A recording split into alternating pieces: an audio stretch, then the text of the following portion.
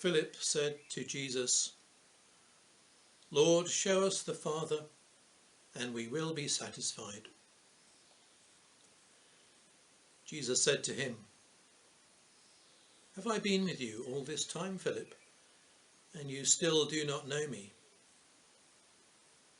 Whoever has seen me has seen the Father. How can you say, 'Show us the Father'? Do you not believe that I am in the Father, and the Father is in me? The words that I say to you, I do not speak on my own, but the Father who dwells in me does his works. Believe me that I am in the Father, and the Father is in me.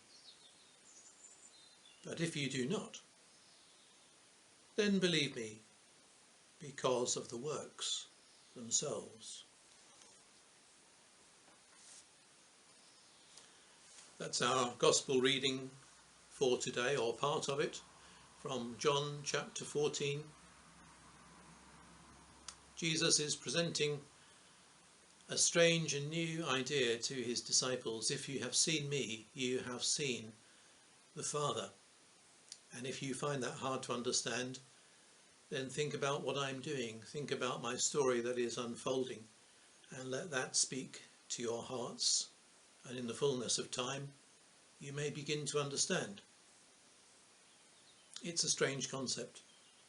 And Jesus is pointing his disciples, his followers, and in a sense all of us, towards that greater universal truth that all spiritual people are heading towards, people from all faiths and all traditions. This one idea that all things are connected, all people, the whole of creation, and if there is indeed a God who has brought things into being, then by definition we cannot be separate from God.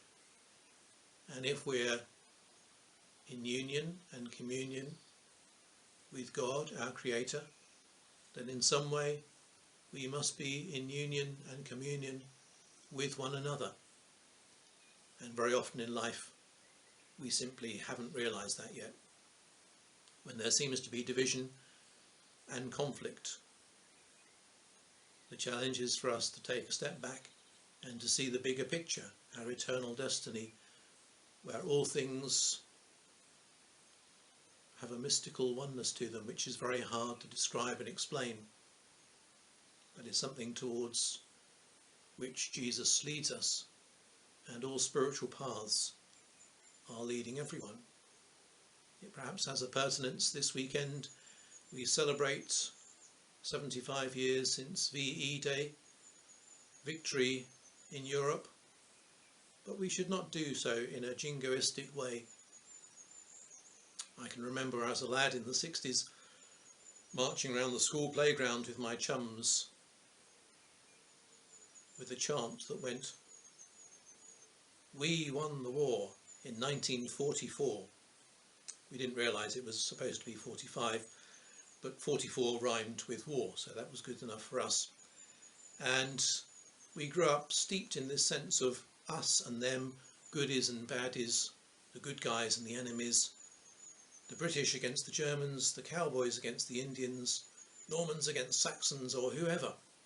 It was always about taking sides and being in conflict and winning victories and not being on the losing side.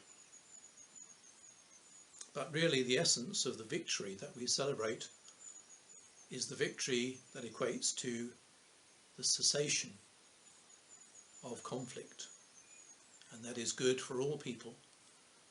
And then, having put down our arms, we can view one another, British and German or whoever, as all part of the one family of humanity.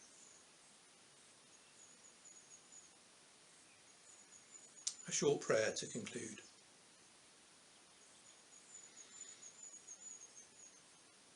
Dear Lord, Heavenly Father, God, our loving and wonderful Creator,